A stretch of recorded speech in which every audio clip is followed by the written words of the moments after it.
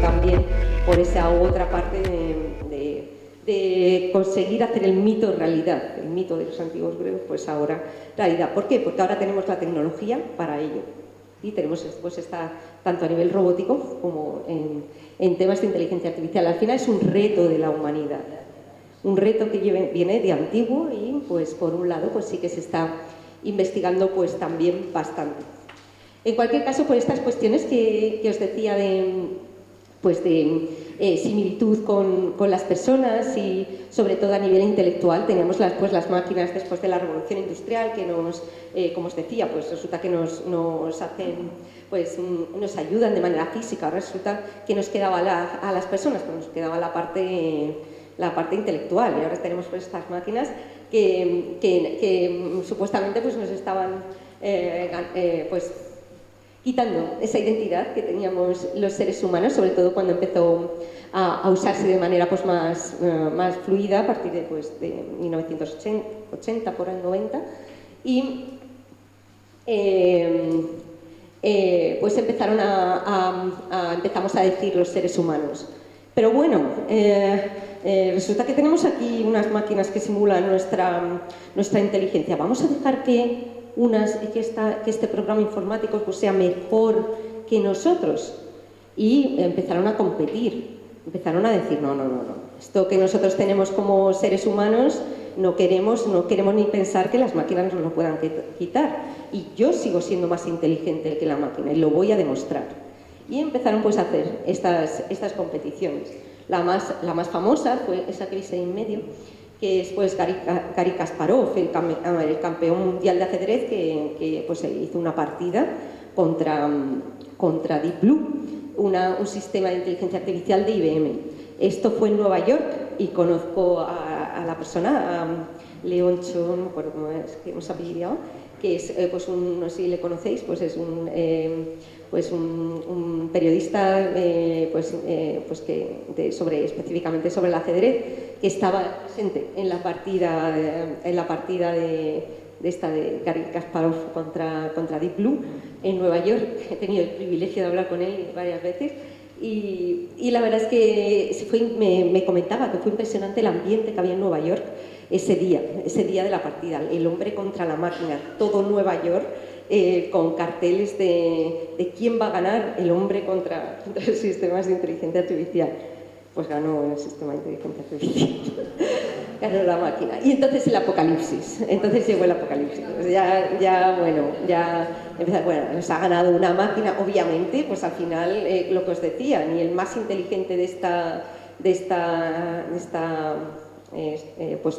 sala, que seguro que hay personas muy inteligentes, pues es capaz de vencer a un sistema que lo que hace pues procesar datos de una manera muy rápida, es capaz de extraer pues muy buenas conclusiones. Y esto empezó a repetirse. Teníamos a Lee Sedol contra AlphaGo también, del campeón mundial de Go, del juego del Go, que es más difícil que el ajedrez, y también pues venció pues la máquina en este juego, y aquí fue incluso peor en el sentido. ¿Por qué? Porque resulta que en este caso, pues las máquinas, como sabéis, vosotros sabéis, este software, Ana, lo que te decía, este software resulta que, ¿sabes cómo aprende? Pues aprende como aprendes tú. Yendo al colegio, ¿no? Y de las cosas que tu madre te dice, ¿no? También. Y de las cosas que aprendes de tus amigos, ¿no? Y de las cosas que ves tú también, ¿verdad? Y que oyes, ¿no? Y que sientes también, pues eso, lo mismo al final. Pues lo que hacen este software es ir aprendiendo pues todos los datos, les dan muchos datos para que aprendan, y en base a eso pues los procesa y aprende, y al final pues genera conclusiones, igual que tú, cuando decides cosas porque has aprendido y te han enseñado pues muchas cosas.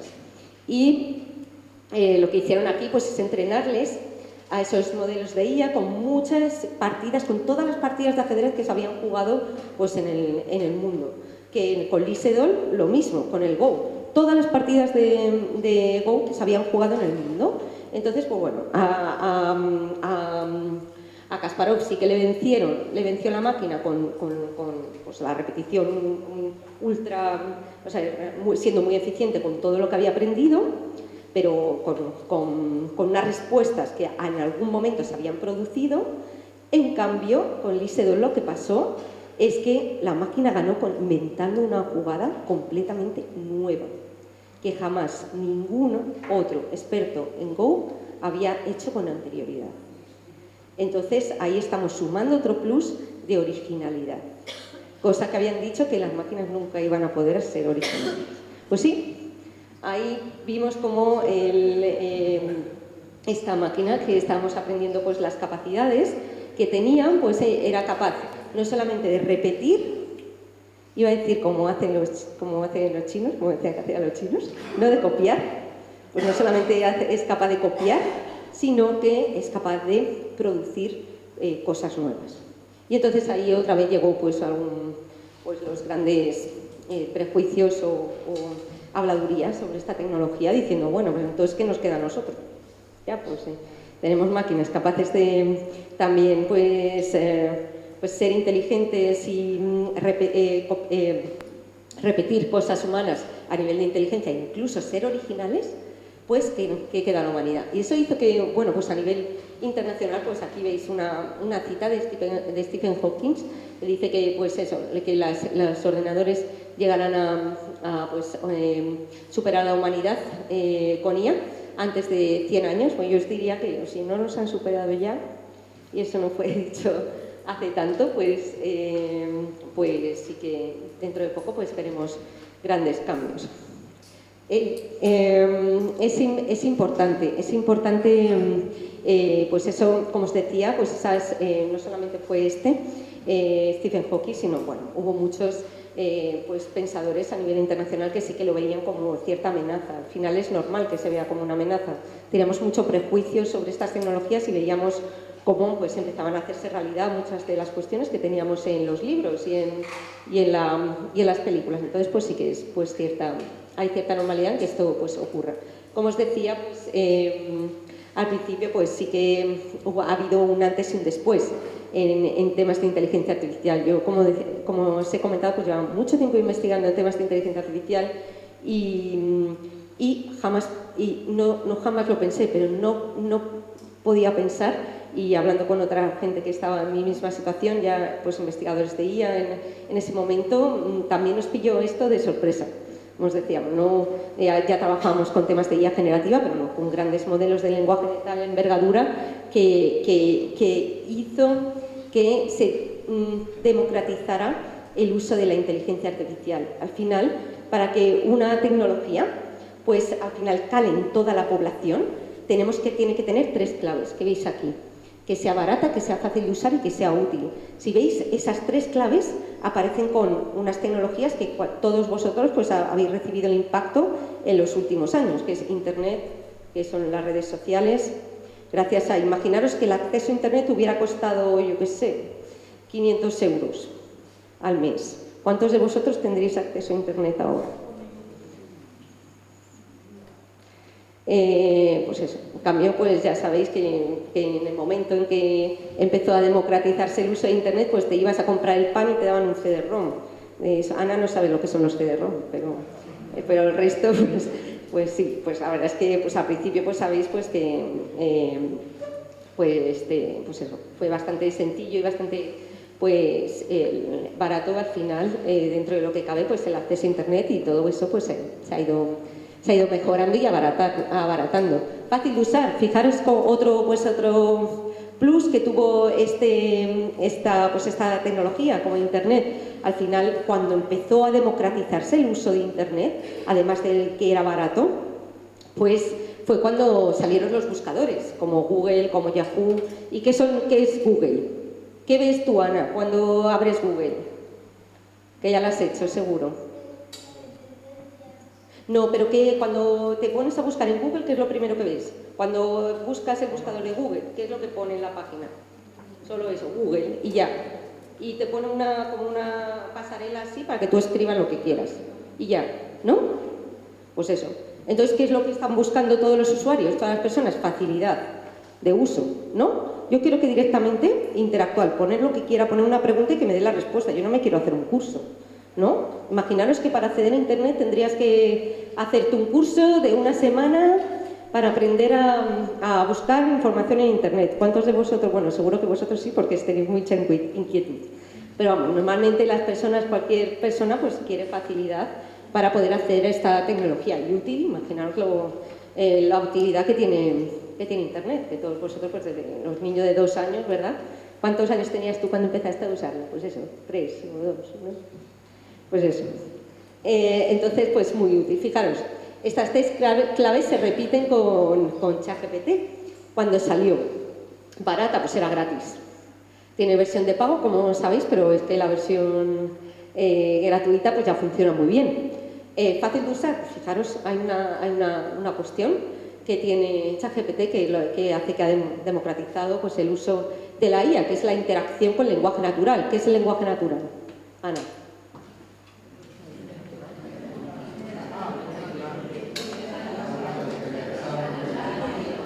Oye, que va a salir hecha aquí una científica en cuanto salga.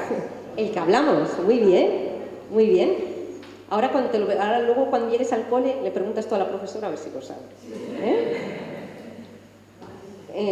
Pues eso, pues al final es el que hablamos todos, el lenguaje que hablamos todos, es decir, ¿qué nos permite la ChatGPT? Poder interactuar con esas máquinas en nuestro propio lenguaje. Es decir, yo me puedo comunicar sin necesidad de hacer un curso, ni nada. Puedo decir lo que yo quiera con esa máquina y recibir información que yo soy capaz de comprender. Además, es capaz de interactuar y bajar a mi nivel. Es decir, le puedo decir a ChatGPT, hazme o explícame qué es el cambio climático para una niña de 10 años.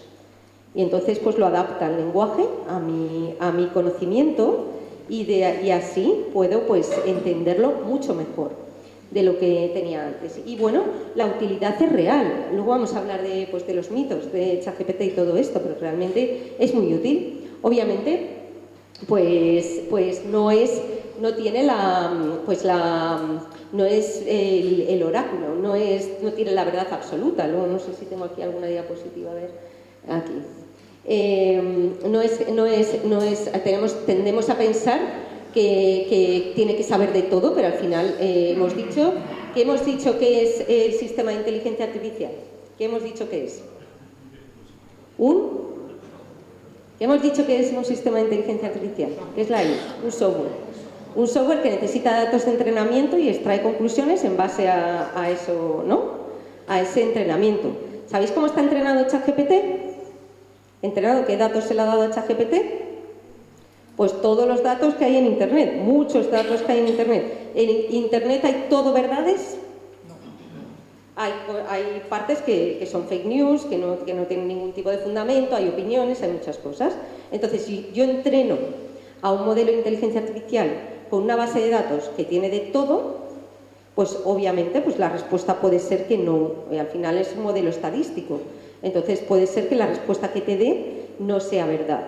Y tendemos ahí saltan los titulares de los periódicos diciendo ChatGPT alucina, mira qué respuestas ha dado, pues no sé qué, no sé cuánto. Tenemos los humanos, como tenemos esta idea, como hemos hablado antes, de personificar pues a estos modelos de inteligencia artificial, no sé por qué razón, porque OpenAI, la que lo hizo, pues jamás pensó que hubiera lanzado el mayor oráculo del mundo, pero tendemos a pensar que sí que tiene que extraer la verdad absoluta. Y no, como os decía antes, me gustaría que normalizarais pues esta serie de cuestiones y obviamente pues tiene que ser y es actualmente una herramienta de ayuda, pero aquí nadie ha dicho que tenga que tener la verdad absoluta y puede ser un apoyo para la persona, para que le dé algún tipo de información al respecto, pero obviamente no una sustitución por el tipo de entrenamiento y específicamente por el tipo de entrenamiento que se le ha dado, pero en cualquier caso pues no tiene por qué tener la verdad absoluta y se debe ver como un acompañamiento. Aquí os he puesto esto pues simplemente pues una poesía que ha hecho pues un modelo de inteligencia artificial o esto que lo hizo Dalí, que son pues imágenes que son nuevas, en las que generadas por un modelo de inteligencia artificial y simplemente para demostraros pues eso que pues esta IA también es capaz de, en base a todo el entrenamiento que ha tenido, es generar ideas nuevas, lo que veíamos antes con Lee Sedol, para vencer al juego del Go. Pues lo mismo. Entonces, ¿qué es lo que pasó? A ver, salió ChatGPT, salió todos otros modelos parecidos, y veíamos que a nivel general todo el mundo empezó a usarlo y empezaron a ver que ya no solamente se podía ayudar a nivel académico, a nivel del cole, de las tareas y otras cosas, sino que veían que estas máquinas, además de procesar y gestionar datos normales para temas más mecánicos, resulta que también era capaz de meterse en otro terreno que dolía aún más, que era la cuestión del mundo cultural. Y, es decir, era capaz de escribir, como si dijéramos, pues también cuentos, libros, poesía. ¿Qué se necesita para escribir poesía? Mucha gente dice que también sentimientos. Entonces, si esta máquina es capaz de hacer poesías de este tipo, pues decían que, bueno, hasta dónde íbamos a llegar, o era capaz de tener esa creatividad y originalidad que teníamos los seres humanos, pues entonces ya sí que nos quedaba mucho al ser humano, la esencia del ser humano, para poder diferenciarnos de las máquinas. Ahí cuando Dalí y otra serie de algoritmos de IA empezó a promoverse en el mercado, a mí me tocó dar una conferencia en Warner Music, como a las 2 semanas de salir ChatGPT. También estaba dando una conferencia en Warner Music con personas del mundo artístico, también novelistas, y también otra serie de pintores, escultores, de músicos, obviamente, allí en ese foro tan cultural. Y en ese momento sí que había bastante temor. Decían, bueno, ¿y qué pasa? O sea, yo que soy artista y pintor y compositor, me van a quitar mi trabajo, un trabajo original. Jamás pensé que las máquinas pudieran llegar a ese nivel. Y había muchísimo temor. ¿Y cuál es la diferencia de esto? Fue curioso, muy curiosa la evolución que ha tenido este sector, porque sí que he podido ver cómo estas personas están asustadas. Luego volví al cabo de 2 años a ese mismo foro y sí que vi que esas personas se habían reciclado completamente y ahora tenían una visión completamente optimista del uso de esos modelos de inteligencia artificial creativos para acompañarles en sus creaciones. Decía que les hacían ese temor de enfrentarse al lienzo en blanco o el papel en blanco, y les ayudaba a terminar composiciones. Sabéis que la IA ha terminado composiciones de grandes artistas que se habían muerto y no habían acabado sus composiciones, y gracias a modelos de inteligencia artificial lo han hecho de una manera muy siguiendo con la línea del propio compositor, y está ayudando mucho al campo artístico a aumentar aún más su creatividad y su productividad. Entonces, esas personas habían cambiado completamente de mentalidad y habían incluido esas herramientas de IA en su vida, y ahora estaban felices. No había, obviamente, esta cuestión, hay como en todo. Esto no es la unanimidad 100% de todos los artistas, pero sin duda la gran mayoría sí que tienen, muchos de ellos han empezado a normalizar el uso de la IA con éxito en sus diferentes creaciones. En cualquier caso, tenemos esta pregunta aquí. A ver, ¿quién me da la respuesta? ¿Estamos preparados? Que levante la mano quien diga que sí. Estamos preparados. Que diga que 1. El resto piensa que no estamos preparados. Bueno, pues la verdad es que esta respuesta es difícil, más que nada porque a lo mejor hoy, a ver, ¿quién ha levantado la mano? ¿Cómo te llamas? Jesús. Yo diría, yo ahora a lo mejor en el momento actual puedo estar preparada, yo y Jesús, pero a lo mejor mañana ya no. Os digo esto porque es cierto que esta tecnología, luego al final os voy a dejar con algunas dudas así para el fin de semana, reflexiones, pero es cierto que esta tecnología avanza a un ritmo tremendo. O sea, actualmente no hemos llegado al pico en absoluto. O sea, estamos en un ciclo de subida bastante potente todavía. Y no hemos llegado, os digo que no hemos llegado al pico de arriba.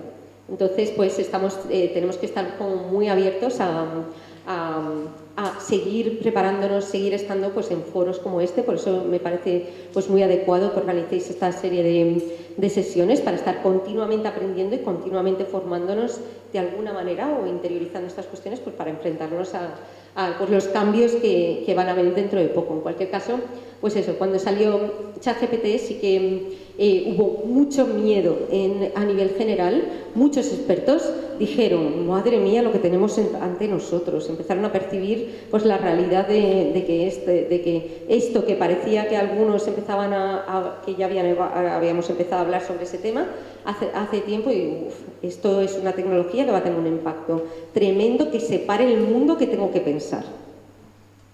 Y entonces salió pues esas cartas de esto diciendo hay que frenar la inteligencia artificial porque es una amenaza por la humanidad. Yo decía, madre mía, ¿cómo quieren que se frene esto? Vamos, no se frena ni aunque le pongan ahí un muro de hormigón. ¿Por qué? Porque cumplía las tres bases muy bien que os decía antes. Era una tecnología muy democrática y se demostraba que era útil. Eso era imparable. Ya. Se vio la primera semana de impacto de ChatGPT, tuvo una aceptación y empezaron a usarlo millones y millones y millones de usuarios en todo el mundo. O sea, era imparable. En unos días esto se democratizó más que Internet a nivel mundial. Era imparable su uso.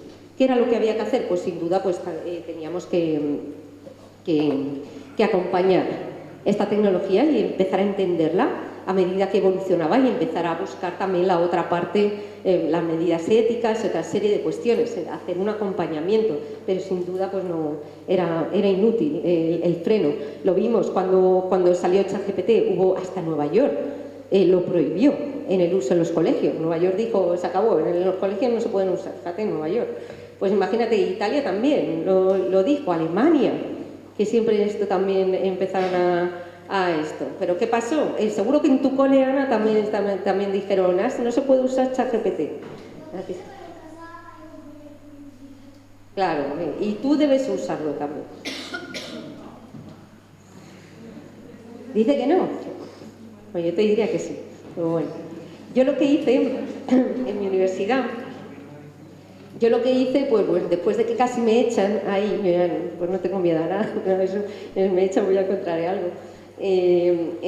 Pues en mi universidad también dijeron nada, no se puede también. Imaginaros el revuelo en las universidades, ¿no? Alguno de vosotros da clase en universidades también, seguro. Pues también la mía específicamente pues pasó lo mismo. Aquí no se usa ChatGPT hasta que veamos a ver qué es esto, no sé qué. Yo cerré la puerta de mi clase y les expliqué a mis alumnos que era ChatGPT. Le dije, pues no se lo digáis a nadie, pero esto... Y seguí explicándoles para esta cuestión. Y yo, bueno, tenía claro que esto, pues lo que os decía al principio, esto no va a ser una opción, se está democratizando mucho su uso, las empresas van a empezar a usarlo, tenéis que aprender a usar esta tecnología. Pero en cualquier caso comprendía y era normal el miedo. Fijaros, llevamos años y años, cientos de años, enseñando de la misma manera y recibiendo esa educación de la misma manera. Y esto supone una revolución tremenda en la manera de aprender, en la manera de enseñar, en la manera de gestionar empresas, en la manera de gestionar nuestra vida. Es mucho cambio para tan poco tiempo. Entonces es normal que tengamos estos miedos. Unos miedos porque nos llevan a pensar, en esa época pues empezaron a salir un montón de dibujos y de historias, y yo me harté de leer informes de consultorías y de artículos que decían, bueno, esto va a suponer una pérdida de puestos de trabajo tremenda. Imaginaros, estábamos hablando ahí en esa época de reemplazo de la actividad intelectual de los seres humanos. O sea, ¿qué va a suponer? Si ya a nivel físico nos reemplazan las máquinas, a nivel mental son capaces de hacer ser más eficientes en nuestro puesto de trabajo, pues nosotros a la calle, directamente. En esa época se empezó a hablar de una renta única universal, que no sé si alguno de vosotros habéis oído hablar de eso. ¿Qué era la renta única universal? Pues decir, oye, estos pobrecitos humanos que se quedan sin trabajo, pues aunque sea vamos a darles pues una renta única universal para que puedan vivir un poco y no esto. Y entonces empezaron a hablar también de, bueno, pues igual como ahora resulta que vamos a poder, pues a partir de, como sabéis, pues la revolución industrial antes, de los sindicatos y todo eso, pues se trabajaba todo el tiempo hasta que estabas muy cansado y te metías en la cama. Ahora ya pues teníamos nuestras 8 horas de trabajo, con los sistemas de ella pues bajamos a 5 y decían, bueno, pues vamos a tener mucho más tiempo para divertirnos. para el ocio. Y la industria del ocio pues va a crecer un montón. Pero bueno, en esa época se decía, pues eso, nada, los seres humanos, como mucho renta única universal y ya está. Pues no. Afortunadamente pues el mundo pues está evolucionando y todo se acaba poniendo en su sitio, y ahora, como vamos a ver, pues la IA pues se está empezando a normalizar en nuestra vida, y se está viendo como en la mayoría de los casos pues son herramientas que rellenan huecos. Antes hablábamos de no me acuerdo de tu nombre. Florencio, antes hablaba con Florencio, por ejemplo, el tema de los algoritmos que son psicólogos, que hacen el trabajo de psicólogos. Al final tenemos unos modelos de inteligencia artificial entrenados con no ChatGPT, entrenados con bases de datos de psicologías, con muchos documentos de psicología pues muy rigurosos, y supervisado por médicos también, y lo que hacen es rellenar un hueco, es decir, aquellas personas que tienen miedo de ir al psicólogo porque no le quieren contar sus cosas personales a otro ser humano, o, por ejemplo, cuando no tienen suficientes recursos económicos para ir al psicólogo, o, por ejemplo, te dicen, quiero ir al psicólogo, y te dan para dentro de 4 o 5 meses, y dices, oh, pero si yo necesito la consulta ahora. Pues esto, pues lo mismo. Entonces están rellenando huecos a nivel periodístico también para cubrir partidos u otro tipo de acontecimientos deportivos que no cubren actualmente las personas, los periodistas, porque no hay suficientes personas en la redacción para cubrir partidos de tercera división. Por ejemplo, pues esos sistemas de inteligencia artificial pues son capaces de hacer artículos de una manera pues muy fluida y muy buena. También son capaces de hacer análisis de cierre y apertura de bolsa, cosas muy buenas, y entonces están usando la mayor parte de las veces para rellenar pues estos huecos. Obviamente también pues hay profesiones que están en riesgo. Estos son algunas diapositivas, tenéis esta y esta, extraídas pues de trabajos de investigación que decían pues como pues aquellas tareas que sean sobre todo derivadas y que supongan un análisis de datos masivo, pues obviamente pues según teniendo los razonamientos de cómo funciona esta tecnología, pues estarán más en riesgo. Y yo os diría, para aquellos de vosotros que estáis sacando las fotos, que no vale de nada. Pero sí.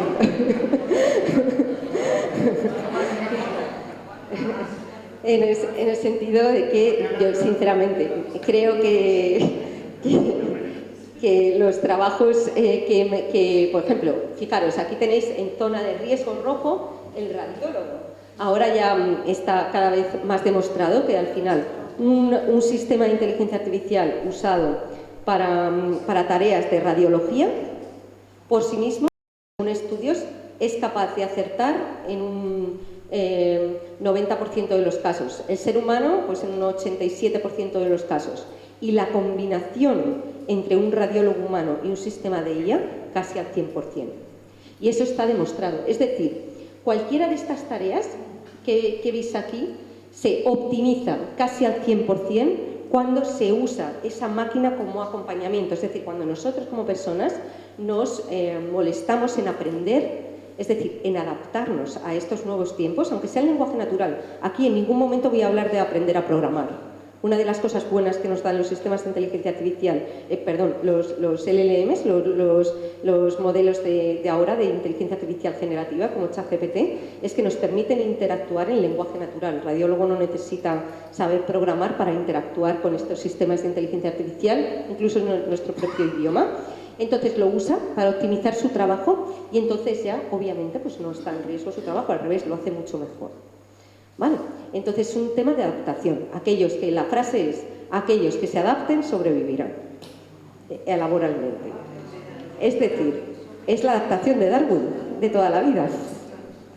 Tenemos que adaptarnos. ¿Y cómo nos adaptamos? Simplemente yendo a reuniones como esta, o ir aprendiéndonos, leyendo, aprendiendo, viendo pues diferentes programas o leyendo noticias sobre estas cosas, eso sí, programas que estén bien fundamentados y que expliquen bien cómo es esta tecnología, que te explique, incluso podéis poneros con ChatGPT a interactuar y vais pues viendo cómo ir usando esta tecnología para vuestras diferentes diferentes tareas. Y ahora me voy a meter un poco con el colegio de Ana.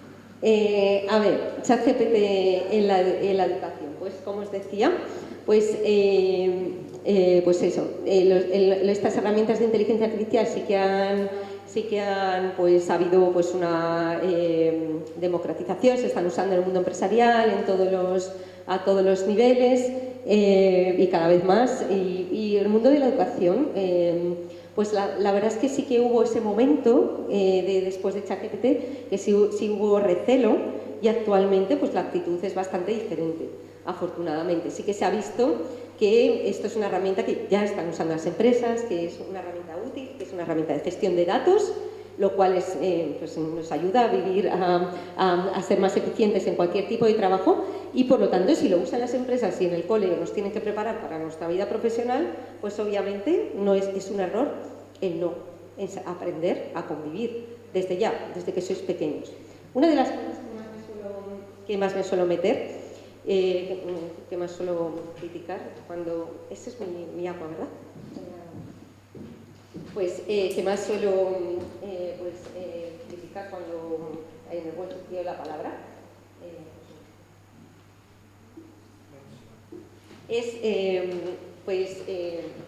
es muy importante en el mundo que cambiemos el mundo educativo. Como os decía, es importante fijaros la realidad del mundo de datos en el que vivimos. Fijaros en los tipos de enseñanza que estamos dando. Al final, una enseñanza básicamente en Europa que es muy teórica. Actualmente, pues estas máquinas, estos modelos de lenguaje, son capaces de darnos mucha teoría, muchísima teoría. Al final, ¿cuántos de vosotros, cuántos de vosotros en temas de, qué tal estáis en temas de memoria? ¿Cuántos de vosotros confía al 100%, o no al 100%, pero un 70% en el móvil para guardar los teléfonos de sus amigos? ¿Cuántos de vosotros se acuerdan del teléfono de su mejor amigo? Yo no me acuerdo ni de la matrícula de mi coche. Casi. Tengo problemas para acordarme de la matrícula de mi coche. Es verdad que delegamos mucho, eso es una cuestión que ahora comentaré porque es un riesgo cuando tratamos estos sistemas de inteligencia artificial. Pero es cierto que delegamos mucho la memoria. Es verdad que en el colegio el incentivo de la memoria, por eso a nivel teórico, pues es bueno. Al final nos hacen pues desarrollar un poco pues ese sentido de la memoria. Y es importante, ¿por qué? Porque es verdad que la memoria muchas veces cuando empezamos a crecer y eso, pues delegamos mucho pues en la tecnología, pues esa parte de la memoria, que es lo que nos produce en nuestro cerebro, que tengamos menos desarrollado pues el sentido de la memoria. En cualquier caso, pues es cierto que en los colegios pues se sigue desarrollando ese sentido de la memoria bastante, pero estamos como todavía no desarrollamos otra serie de habilidades que son muy importantes en el mundo actual. Por ejemplo, ¿qué hemos dicho que hacía la IA? Una de las peculiaridades que tenía la IA, la toma de decisiones. Eso es una habilidad. La habilidad, pues, por eso Ana tiene que depender de su madre, que se llama, ¿cómo te llama? Cristina, ¿no? Para tomar algunas decisiones importantes en tu vida, ¿no? También es importante, ¿por qué? Porque tu madre, Cristina, pues ha vivido más, ¿no? Ha tenido más tiempo para percibir el mundo de su alrededor, ha tenido más tiempo para tener experiencias alrededor y por lo tanto su razonamiento es mayor y te puede ayudar a ti, que todavía no tienes muy desarrollado pues esa habilidad, a tomar mejores decisiones en tu vida, ¿no? Pues resulta que esta habilidad, esta importancia de desarrollar esa capacidad de toma de decisiones también es muy importante. Y actualmente pues la mayoría de los colegios no desarrollan las habilidades, desarrollan mucha memoria, pero no tanta esa habilidad de razonamiento lógico y de comprender para qué necesito pues una serie de cuestiones. Porque, por ejemplo, ¿qué cosas necesito yo saber desde que soy pequeña respecto a mi privacidad? Tengo que comprender desde el principio pues determinadas cuestiones básicas que me ayuden a vivir en el mundo de datos en el que tenemos. Y aquí no solamente me refiero pues a Ana y a su colegio, me refiero voy a extrapolarlo a toda la población en general. La manera de educar, ¿qué es? Vosotros que, además, eso es genial, venís aquí a intentar formaros. Hay muchas personas que, pues, que no van a conferencias, como hacéis vosotros también, otra serie de cuestiones, y estos aprendizajes de desarrollo de habilidades, ¿qué pasa? ¿Que solo recaen ahí en su entorno a las personas en los colegios? No, nos caen encima a todos, a las personas de cualquier edad, a personas mayores, a personas de en medio, a cualquier tipo de profesión, a personas jóvenes. Y normalmente la educación pues se plantea principalmente para personas, para niños y personas pues en edades, dicen en edad escolar. Pero resulta que la edad escolar ha cambiado todo, está cambiando absolutamente todo. Está cambiando, la edad escolar va a ser toda nuestra edad. Es decir, tenemos que estar continuamente aprendiendo y el modelo educativo tiene que cambiar. ¿Por qué? Porque cualquier persona de cualquier edad tiene derecho a esa educación, a esa formación necesaria para vivir en el mundo en el que vivimos. Entonces, en ese sentido, pues por ejemplo, aquí veis una niña pues interactuando con ChatGPT, pero podría ser una persona mayor o cualquiera de nosotros también. ¿Qué es lo que pasa cuando nosotros pues ya tenemos estos modelos de lenguaje natural interactuando con las personas? Pues obviamente nosotros, Cristina, pues tiene pues más razonamiento para comprender que ese modelo de inteligencia artificial que es cuando tú interactúas. ¿Cuántos tenéis Alexa o Google Home o alguno de estos en casa? ¿Cuántos tenéis dispositivos de este tipo? ¿Solo uno? Qué raro. Ah, vale. Pues al final sabéis que lo que hay detrás de ahí no es un enanito que te está contando cosas. Al final es pues una empresa que está detrás de ahí, que está gestionando todos los datos, pero bueno, tú hablas a un dispositivo, ese dispositivo te da el feedback, te da la respuesta y te piensas que, pues eso, y empiezas a coger confianza. Los seres humanos pues tenemos esas peculiaridades, por eso se está comprendiendo también a los seres humanos mejor que antes, y esa peculiaridad de coger confianza con algo que nos empieza a dar respuestas, que empieza a, pues humaniza la cuestión. Y yo, por ejemplo, tengo varios en casa y mis hijos, tengo 3 hijos. Y mis hijos les comenta, pues lo usan de vez en cuando para hacer los deberes y no solamente para eso. Le preguntan, mi hija pues hace pues 3 o 4 años le preguntaba, Alexa, ¿quieres ser mi amiga? Alexa, ¿tú te pones malita? Y Alexa, no sé qué otra cosa le preguntó, pero o sea, también que los niños tienden a personificar, porque imaginaros una persona mayor en su casa, que tiene estos dispositivos, está usando para cuestiones de soledad, también en personas que no salen a la calle, eso pues lo tienen como interacción, así pues son capaces de hablar con alguien, y tenemos a personificar esos dispositivos. ¿Qué es lo que ocurre con una persona más pequeña? Porque Ana ya tiene sus 10 años. Que Alexa. O sea, ¿qué pasa con esas interacciones? Cuando nosotros nos comunicamos, cualquiera de nosotros nos comunicamos, supone el contexto, es algo más allá del lenguaje, es algo más allá de una sucesión de palabras. Cuando Cristina le dice a Ana determinadas cuestiones, se lo dice no solamente de una manera, pues, dándole información objetiva sobre una cuestión, lo rodea normalmente de un contexto también, pues, de ética o no puedes hacer esto porque tal. Y le dan un razonamiento y tiene un razonamiento de ética para ayudarles a convivir en el mundo actual, que tenemos una serie de normas éticas pues, para tener convivencia con las máquinas. Entonces empezó a ver que había muchos niños que preguntaban cosas y adolescentes que preguntaban cuestiones hasta relativas al suicidio y otra serie de cuestiones. Entonces empezó a ver esa necesidad de que las empresas, no hay que olvidar que hay una empresa que desarrolla ese software, que la IA es un software, que hay empresas detrás que lo desarrollan.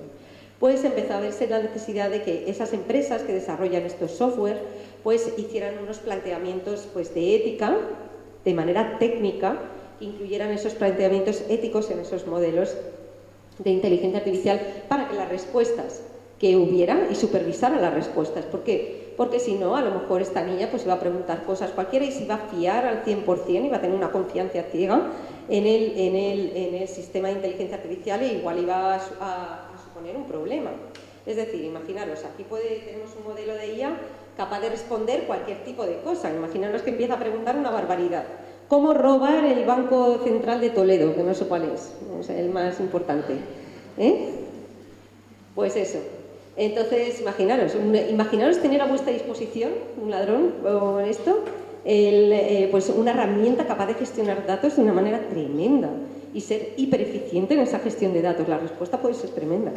Me refiero que sería capaz de hacer una técnica para robar el banco más importante de Toledo de una manera súper rápida y súper eficiente. Entonces, ¿qué es lo que pasa? Que necesita tener pues ciertas normas. Todos nosotros tenemos normas de convivencia, ¿no? Que nos ayudan a convivir. Pues esto pues igual, si yo tengo algo capaz de, con ese poder que tiene la IA, pues eso, pues necesito tener pues ciertas normas que acompañen el sistema. ¿Para qué? Para que, pues si imaginaros que se queda cualquier persona o que sin suficiente razonamiento con esos sistemas, porque no responda a algunas cuestiones que puede ser un peligro que respondan. Y actualmente, pues al principio había más problema, ahora actualmente le preguntas cómo robar el Banco de Toledo eso y te dice no, que eso no lo puede decir, ¿sabes? Pero hubo un momento en que sí que había problema. En cualquier caso, ese cambio de la educación, ese cambio en la educación que os estaba diciendo es tremendamente necesario. ¿Por qué? Y eso es algo que lo estoy luchando mucho desde mi organización, desde Odisea.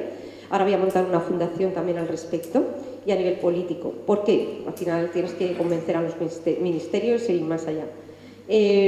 Porque si no acabamos de fomentar las habilidades en nuestro sistema de enseñanza y seguimos enseñando de la misma manera que hacíamos hace 100 años, pues lo que vamos a tener es personas con pocas habilidades de espíritu crítico.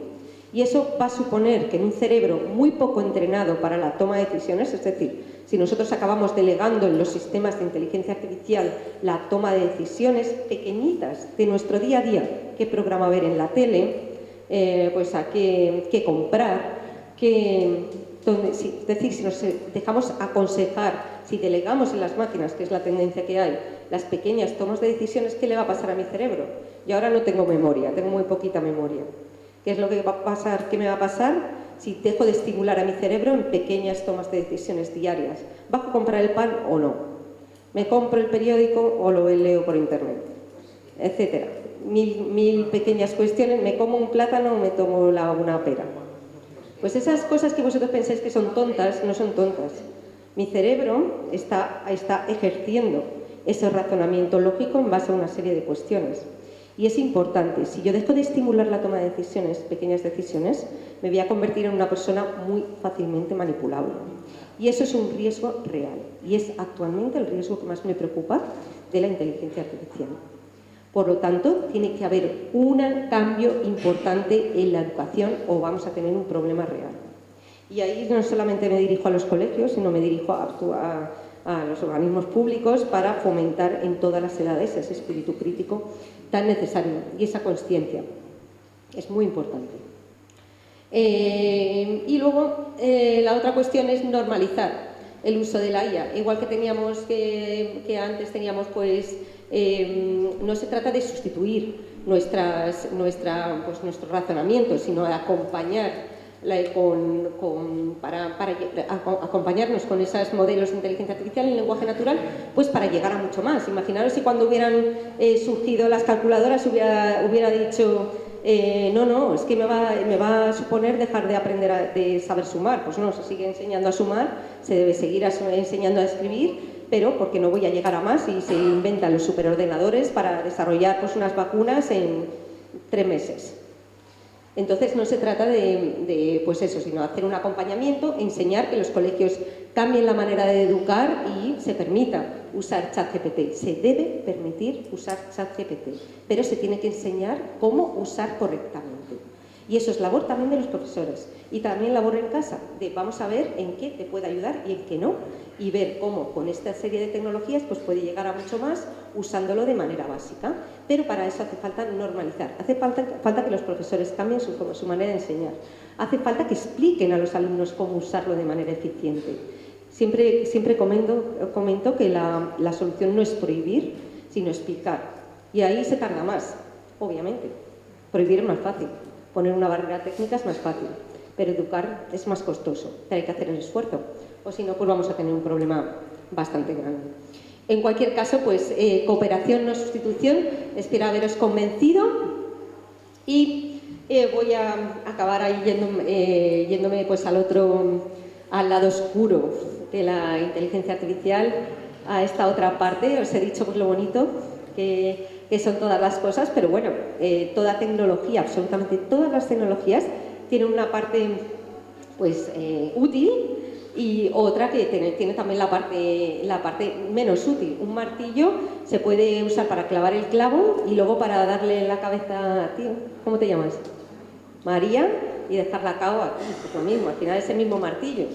Pero lo uso para el bien o lo uso para el mal. ¿Y para qué? Entonces, ¿yo qué tengo que hacer para saber cómo usar para qué usarlo para el bien? Pues tengo que aprender cómo usar el martillo y aprender a clavar el clavo, porque si me lo dan sin instrucciones, pues a lo mejor pienso que mejor lo de María, ¿o no? En cualquier caso, pues eso, pues tenemos, esto lo voy a pasar un poco por alto, pero sí que hay muchos dilemas éticos que rodean la inteligencia artificial. Aquí veis a un señor que se ha casado con un sistema de inteligencia artificial. Os estoy diciendo pues dilemas éticos que están surgiendo al respecto. Esto es en Japón y esta muñequita, este holograma que es Hatsune Miku, pues tiene más de 3.000 maridos y allí pues no tienen tanta importancia pues la cuestión física. Y él pues está feliz porque dice que cuando llega a casa pues siempre le recibe con buenas palabras y nunca le lleva la contraria y entonces pues sí, se acuerda de absolutamente todos sus cumpleaños, aniversarios y etcétera. Y sí que para que veáis que sí que se están fomentando pues muchos dilemas éticos. También pues yo he estado en congresos de inteligencia artificial con conscientes que están pues intentando pues que esto, lo que decíamos antes de los antiguos griegos, mitología, de crear máquinas conscientes y todas estas máquinas con sentimientos, y entonces pues por eso sí se está fomentando mucho esta investigación sobre qué son en realidad los sentimientos, otra serie de cuestiones, para intentar pues ponerlos en las máquinas. Son muchos dilemas éticos que se están suscitando a nivel de investigación y de investigación bastante avanzada al respecto, simplemente para que lo sepáis. Pero bueno, en este mundo que, como os decía, es racional por un lado y por otro un poco apocalíptico, llevamos ya bastante tiempo, pues bastante gente haciendo investigación en ética e inteligencia artificial. ¿Para qué? Para intentar pues poner un poco de normas de convivencia en esta interacción de los humanos y estos sistemas de inteligencia artificial. Son normas éticas que lo que intentamos es, aparte de la cuestión humana, que es la más importante, es decir, tenemos que quitar de lado todos esos prejuicios y volver a poner a esta persona, a todos nosotros, en el centro de la toma de decisiones y ver a estos sistemas de inteligencia artificial como un acompañamiento en nuestra toma de decisiones. ¿Por qué? Por una cuestión muy básica, que seguro que todos vosotros pues comprendéis, como os decía, pues ahora estoy hablando pues de algo que ocurre ahora mismo, ¿vale? No sé lo que va a pasar dentro de 5 años o dentro de 3 o yo qué sé. Pero bueno, por ahora, cuando una persona toma decisiones al respecto de cualquier cosa, al final, ¿qué es lo que pasa? Por ejemplo, si yo tomo la decisión de darle a María en la cabeza con el martillo, es una decisión que tomo yo, ¿no? ¿Qué es lo que me pasa a mí? ¿Quién? ¿Yo o el martillo? Pero ha sido el martillo.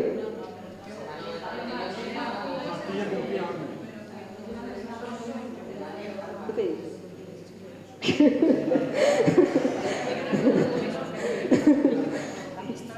Bueno, pues aquí lo habéis visto muy claro, ¿no? Al final, por mucho que sea el martillo la que tiene al final el contacto con la cabeza de María, pues al final la culpa será mía. Cuando yo tomo una decisión y uso un sistema de inteligencia artificial para echar a alguien de un puesto de trabajo, si el algoritmo se equivoca, ¿de quién es la culpa? ¿Del algoritmo? Del director de recursos humanos, ¿no?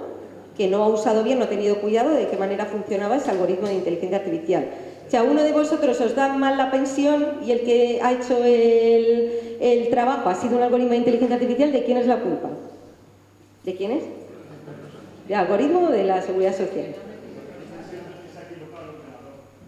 Claro, ahí está, es muy fácil echarle la culpa a los... Ahí está la historia. Es que los seres humanos somos vamos, como se nos da fenomenal echar la culpa al otro. Y si resulta que el otro es una máquina que no puede interactuar, pues mira, ya mejor que no. mejor que nada. Entonces por eso pues, se empezaron a llenar los periódicos de... Vale, se empezaron a llenar los periódicos de titulares que decían que el algoritmo de Amazon echa a la calle a no sé cuántas personas, no sé qué, el algoritmo discrimina, la IA discrimina y no sé cuánto es esto. Vosotros ya con la formación que tenéis, ¿qué diríais? Frente a... ¿Es el algoritmo el que está discriminando? No, es el humano el que está siendo muy ineficiente en el entrenamiento de esos algoritmos de inteligencia artificial.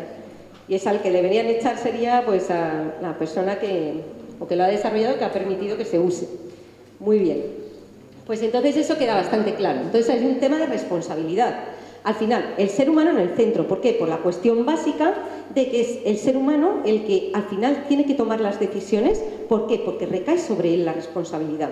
Un sistema de IA no puede ir ni a la cárcel, ni se le puede multar, ni se le puede decir 4 cosas, porque le da igual. Es una máquina, es un software, ¿vale?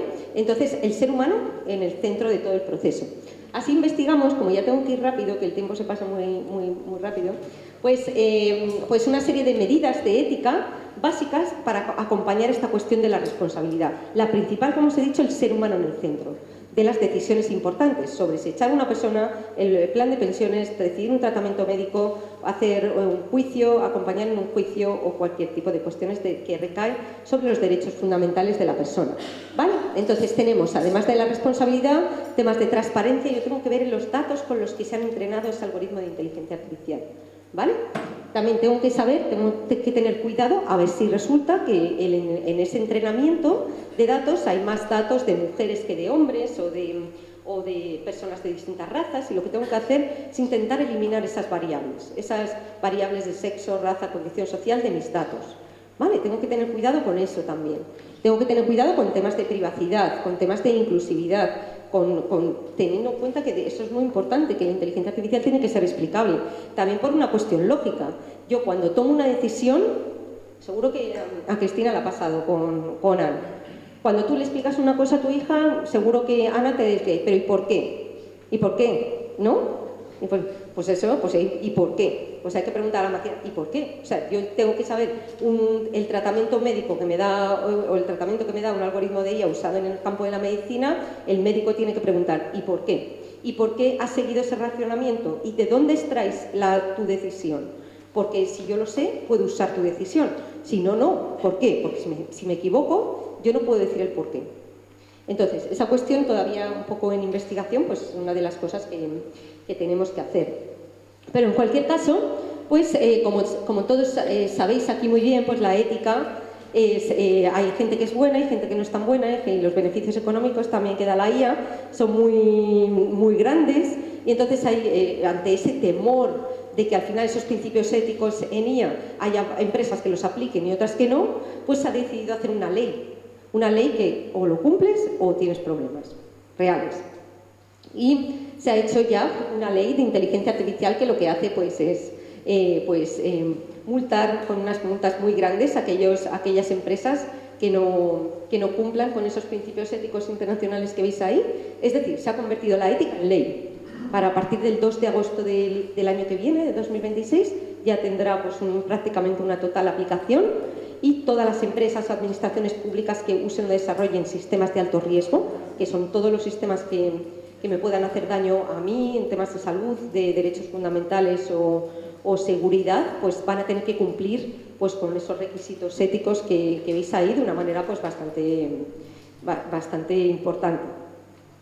Simplemente para que penséis que se está desarrollando, que igual os he dicho, que hay mucha tecnología, que la tecnología en sí misma está avanzando a mucha velocidad, Y esto también está otra parte de ética, de acompañamiento ético, acompañamiento legal, acompañamiento en ciberseguridad, también está desarrollándose a mucha velocidad y somos muchos los que estamos trabajando en esa cuestión, protegiendo, para intentar proteger y acompañar, como os decía. Se trata de eso, no de parar el mundo que me bajo, sino de ir acompañando a la tecnología, hacerla crecer, porque os he dicho que es tremendamente útil, pero también poniendo reglas como se puso en el mundo de la automoción, de la circulación, cuando se inventó el coche. Necesitamos una carne de conducir, una instrucción para aprender las normas de circulación para que no nos choquemos los unos a los otros y tengamos problemas. Pues igual, o sea, necesitamos tener pues, unas normas de toda la población que tiene que conocer para aprender a convivir con la IA, y las empresas y las administraciones públicas más todavía, porque tienen más responsabilidad. Y en eso que sepáis que se está avanzando también muy fuerte, ¿vale? Para vuestra tranquilidad. En cualquier caso, voy a acabar también pues, incidiendo sobre esta cuestión. Por favor, ahora ya Cristina lo sabe, todos vosotros, muy importante fomentar el espíritu crítico fundamental. El espíritu crítico fundamental. Yo en el último de mis libros, que escribí con Richard Benjamins, hablaba de gimnasios de la mente.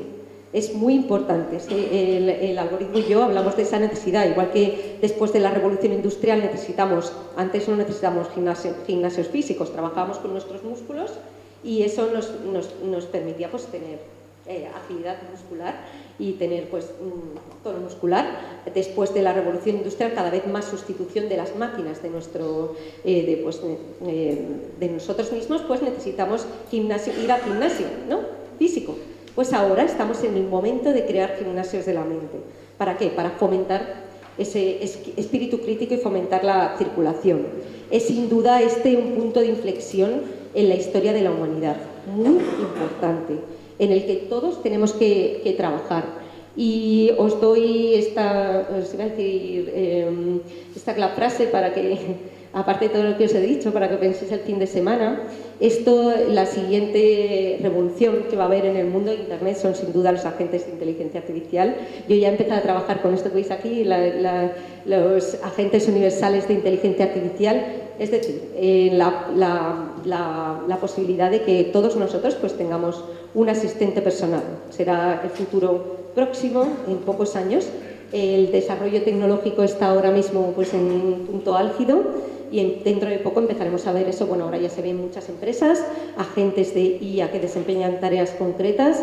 En un futuro, en igual 3 años, 4, ya tendremos estos agentes universales de IA capaces de interactuar entre ellos y ayudarnos a cada uno de nosotros en intercomunicarse es como si fuera le llaman digital twin, es decir, un gemelo, si fuera un gemelo digital en el que se va como a ampliar un poco tu mundo digital y va a haber interacción entre los diferentes agentes y al final te proporcionarán a ti la información que tú necesitas en temas de citas de médicos, en mil historias a nuestro alrededor. El mundo está cambiando, esto está en avance tecnológico, se está haciendo evolucionar la tecnología en este aspecto. No estamos en el momento está al llegar y es importante prepararnos en estas cuestiones éticas, en estas cuestiones de impacto, porque va a cambiar la humanidad tal y como lo conocemos. Y nada, bueno, pues estos son 2 de mis libros, pero vamos,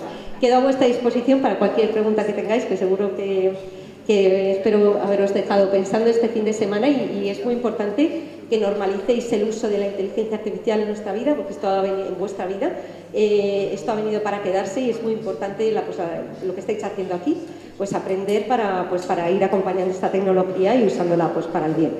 Muchas gracias a